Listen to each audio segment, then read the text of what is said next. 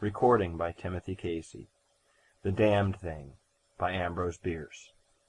By the light of a tallow candle which had been placed on one end of a rough table, a man was reading something written in a book.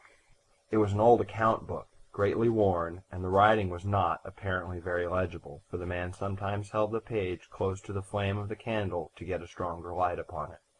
The shadow of the book would then throw into obscurity a half of the room, darkening a number of faces and figures. For besides the reader, 8 other men were present. 7 of them sat against the rough log walls, silent and motionless, and, the room being small, not very far from the table. By extending an arm, any one of them could have touched the 8th man, who lay on the table, face upward, partly covered by a sheet, his arms at his sides. He was dead. The man with the book was not reading aloud, and no one spoke. All seemed to be waiting for something to occur. The dead man only without expectation. From the blank darkness outside came in, through the aperture that served for a window, all the ever unfamiliar noises of the night in the wilderness. The long, nameless note of a distant coyote, the stilly pulsing thrill of tireless insects in trees, strange cries of night birds, so different from those of the birds of the day, the drone of great blundering beetles, and all that mysterious chorus of small sounds that always seem to have been but half heard when they have suddenly ceased, as if conscious of indiscretion. But nothing of all this was noted in that company. Its members were not overmuch addicted to idle interest in matters of no practical importance. That was obvious in every line of their rugged faces, obvious even in the dim light of the single candle. They were evidently men of the vicinity, farmers and woodmen. The person reading was a trifle different. One would have said of him that he was of the world, worldly, albeit there was that in his attire which attested a certain fellowship with the organisms of his environment. His coat would hardly have passed muster in San Francisco, his footgear was not of urban origin, and the hat that lay by him on the floor (he was the only one uncovered) was such that if one had considered it as an article of mere personal adornment, he would have missed its meaning. In countenance, the man was rather prepossessing, with just a hint of sternness, though that he may have assumed, or cultivated, as appropriate to one in authority, for he was a coroner. It was by virtue of his office that he had possession of the book in which he was reading. It had been found among the dead man's effects, in his cabin, where the inquest was now taking place. When the coroner had finished reading, he put the book into his breast pocket. At that moment the door was pushed open and a young man entered. He, clearly, was not of mountain birth and breeding. He was clad as those who dwell in cities. His clothing was dusty, however, as from travel. He had, in fact, been riding hard to attend the inquest. The coroner nodded. No one else greeted him. "We've waited for you," said the coroner. "It is necessary to have done with this business tonight." The young man smiled. "I'm sorry to have kept you," he said. "I went away not to evade your summons, but to post to my newspaper an account of what I suppose I am called back to relate." The coroner smiled. "The account that you posted to your newspaper," he said, "differs probably from that which you will give here under oath." "That," replied the other, rather hotly and with visible flush, "is as you choose. I used manifold paper, and have a copy of what I sent. It was not written as news, for it is incredible, but as fiction. It may go as part of my testimony under oath." "But you say it is incredible." "That is nothing to you, sir, if I also swear that it is true." The coroner was apparently not greatly affected by the young man's manifest resentment. He was silent for some moments, his eyes upon the floor. The men about the sides of the cabin talked in whispers, but seldom withdrew their gaze from the face of the corpse. Presently the coroner lifted his eyes and said, "We will resume the inquest." The men removed their hats. The witness was sworn. "What is your name?" the coroner asked. "William Harker." "Age?" 27. "You knew the deceased, Hugh Morgan?" "Yes." "You were with him when he died?" "Near him." "How did that happen, your presence, I mean?" "I was visiting him at this place to shoot and fish. A part of my purpose, however, was to study him and his odd, solitary way of life. He seemed a good model for a character in fiction. I sometimes write stories." "I sometimes read them." "Thank you. Stories in general, not yours." Some of the jurors laughed. Against a somber background, humor shows highlights. Soldiers in the intervals of battle laugh easily, and the death chamber conquers by surprise. "Relate the circumstances of this man's death," said the coroner. "You may use any notes or memoranda that you please." The witness understood. Pulling a manuscript from his breast pocket, he held it near the candle, and turning the leaves until he found the passage that he wanted, began to read. "The sun had hardly risen when we left the house. We were looking for quail, each with a shotgun, but we only had one dog. Morgan said that our best ground was beyond a certain ridge that he pointed out, and we crossed it by a trail through the chaparral. On the other side was comparatively level ground, thickly covered with wild oats. As we emerged from the chaparral, Morgan was but a few yards in advance. Suddenly we heard, at a little distance to our right, and partly in front, a noise as of some animal thrashing about in the bushes, which we could see were violently agitated. 'We've startled a deer,' I said. 'I wish I had brought a rifle.' Morgan, who had stopped and was intently watching the agitated chaparral, said nothing, but had cocked both barrels of his gun, and was holding it in readiness to aim. I thought him a trifle excited, which surprised me, for he had a reputation for exceptional coolness, even in moments of sudden and imminent peril. 'Oh, come,' I said, 'you're not going to fill up a deer with quail shot, are you?' Still he did not reply, but catching a sight of his face as he turned it slightly toward me, I was struck by the pallor of it. Then I understood that we had serious business at hand, and my first conjecture was that we had jumped a grizzly. I advanced to Morgan's side, cocking my piece as I moved. The bushes were now quiet, and the sounds had ceased, but Morgan was as attentive to the place as before. 'What is it? What the devil is it?' I asked. 'That damned thing,' he replied, without turning his head. His voice was husky and unnatural. He trembled visibly. I was about to speak further when I observed the wild oats near the place of the disturbance moving in the most inexplicable way. I can hardly describe it. It seemed as if stirred by a streak of wind, which not only bent it but pressed it down, crushed it so that it did not rise, and this movement was slowly prolonging itself directly toward us. Nothing that I had ever seen had affected me so strangely as this unfamiliar and unaccountable phenomenon. Yet I am unable to recall any sense of fear. I remember, and tell it here because singularly enough I recollected it then, that once, in looking carelessly out an open window, I momentarily mistook a small tree close at hand for one of a group of larger trees at a little distance away. It looked the same size as the others, but being more distinctly and sharply defined in mass and detail, seemed out of harmony with them. It was a mere falsification of the law of aerial perspective, but it startled, almost terrified me.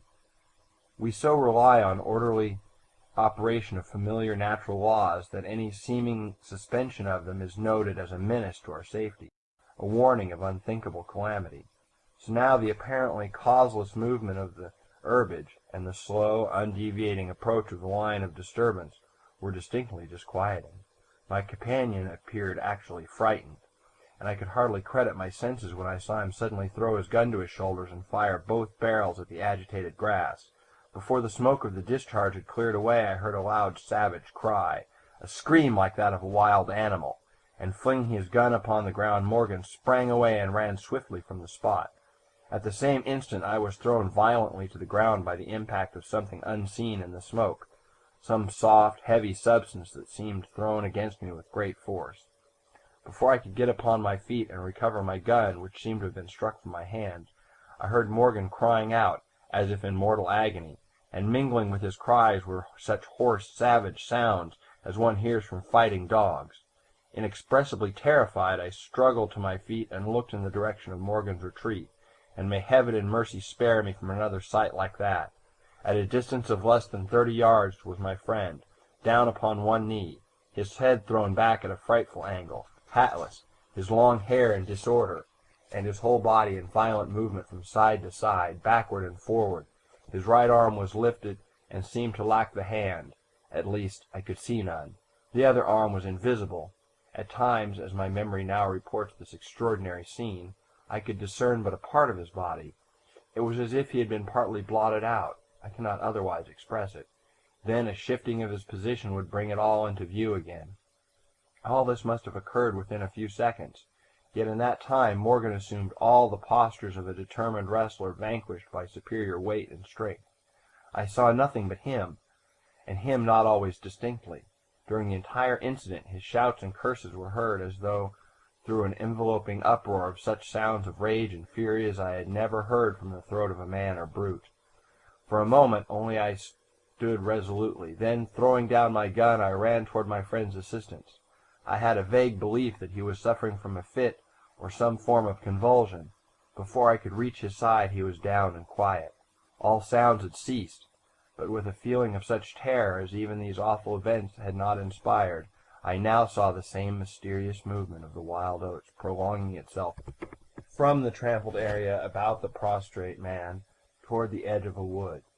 It was only when it had reached the wood that I was able to withdraw my eyes and look upon my companion. He was dead. The coroner rose from his seat and stood beside the dead man. Lifting the edge of the sheet, he pulled it away, exposing the entire body, altogether naked, and showing in the candlelight a clay-like yellow. It had, however, broad maculation of bluish-black, obviously caused by extravasated blood from contusions. The chest and sides looked as if they had been beaten with a bludgeon. There were dreadful lacerations. The skin was torn in strips and shreds. The coroner moved round to the end of the table and undid a silk handkerchief, which had been passed under the chin and knotted on the top of the head. When the handkerchief was drawn away, it exposed what had been the throat. Some of the jurors who had risen to get a better view repented their curiosity and turned away their faces. Witness Harker went to the open window and leaned across the sill, faint and sick. Dropping the handkerchief upon the dead man's neck, the coroner stepped to an angle of the room, and from a pile of clothing produced one garment after another, each of which he held up for a moment for inspection. All were torn and stiff with blood. The jurors did not make a closer inspection. They seemed rather uninterested. They had, in truth, seen all this before, the only thing that was new to them being Harker's testimony. "Gentlemen," the coroner said, "we have no more evidence, I think. Your duty has already been explained to you. If there is nothing you wish to ask, you may go outside and consider your verdict." The foreman rose, a tall, bearded man of 60, coarsely clad. "I should like to ask one question, Mr. Coroner," he said. "What asylum did this year last witness escape from?" "Mr. Harker," said the coroner gravely and tranquilly, "from what asylum did you last escape?" Harker flushed crimson again, but said nothing, and the 7 jurors rose and solemnly filed out of the cabin. "If you have done insulting me, sir," said Harker, as soon as he and the officer were left alone with the dead man, "I suppose I am at liberty to leave." "Yes." Harker started to leave, but paused, with his hand on the door latch. The habit of his profession was strong in him, stronger than his sense of personal dignity. He turned about and said, "The book that you have there, I recognize it as Morgan's diary. You seem greatly interested in it. You read it while I was testifying. May I see it? The public would like—" "The book will cut no figure in this matter," replied the official, slipping it into his coat pocket. "All the entries in it were made before the writer's death." As Harker passed out of the house, the jury re-entered and stood about the table on which the now covered corpse showed under the sheet with sharp definition. The foreman seated himself near the candle, produced from his breast pocket a pencil and scrap of paper, and wrote rather laboriously the following verdict, which with various degrees of effort all signed: "We, the jury, do find that the remains come to their death at the hands of a mountain lion, but some of us thinks all the same they had fits." In the diary of the late Hugh Morgan are certain interesting entries having, possibly, a scientific value as suggestions. At the inquest upon his body the book was not put into evidence. Possibly the coroner thought it not worth while to confuse the jury. The date of the first entries mentioned cannot be ascertained. The upper left part of the leaf is torn away. The part of the entry remaining is as follows: Quote, "Would run in a half circle, keeping his head turned always toward the center, and again he would stand still, barking furiously. At last he ran away into the brush as fast as he could go. I thought at first that he had gone mad, but upon returning to the house found no alteration in his manner than that was obviously due to fear of punishment." Quote, "Can a dog see with his nose? Do odors impress some olfactory center with images of the thing emitting them?" Quote, "September 2nd. Looking at the stars last night as they rose above the crest of the ridge east of the house, I observed them successively disappear, from left to right. Each was eclipsed but an instant, and only a few at the same time, but along the entire length of the ridge all that were within a degree or two of the crest were blotted out. It was as if something had passed along between them and me, but I could not see it, and the stars were not thick enough to define its outline. Ugh, I don't like this." End quote. Several weeks' entries are missing, 3 leaves being torn from the book. September 27th. It has been about here again. I find evidences of its presence every day. I watched again all of last night in the same cover, gun in hand, double charged with buckshot. In the morning the fresh footprints were there as before. Yet I would have sworn that I did not sleep. Indeed, I hardly sleep at all. It is terrible, insupportable. If these amazing experiences are real, I shall go mad. If they are fanciful, I am mad already. October 3.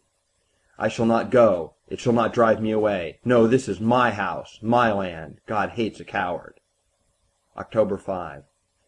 I can stand it no longer. I have invited Harker to pass a few weeks with me. He has a level head. I can judge from his manner if he thinks me mad. October 7. I have the solution to the problem. It came to me last night suddenly, as if by revelation. How simple! How terribly simple! There are sounds that we cannot hear. At either end of the scale are notes that stir no chord of that imperfect instrument, the human ear. They are too high or too grave. I have observed a flock of blackbirds occupying an entire treetop, the tops of several trees, and all in full song. Suddenly, in a moment, at absolutely the same instant, all spring into the air and fly away. How? They could not all see one another. The whole treetops intervened. At no point could a leader have been visible to all. There must have been a signal of warning or command, high and shrill above the din, but by me unheard. I have observed, too, the simultaneously fight when all were silent, among not only blackbirds but other birds, quail, for example, widely separated by bushes, even on opposite sides of a hill. It is known to seamen that a school of whales basking or sporting on the surface of the ocean miles apart, with the convexity of the earth between them, will sometimes dive at the same instant, all gone out of sight in a moment. The signal has been sounded, too grave for the ear of the sailor at the masthead and his comrades on the deck, who nevertheless feel its vibrations in the ship as the stones of the cathedral are stirred by the bass of the organ. As with sounds, so with colors. At each end of the solar spectrum the chemist can detect the presence of what are known as actinic rays. They represent colors, integral colors of the composition of light, which we are unable to discern. The human eye is an imperfect instrument. Its range is but a few octaves of the real chromatic scale. I'm not mad. There are colors that we cannot see. And God help me, the damned thing is of such a color. End of The Damned Thing. Recording by Tim Casey, Modesto, California.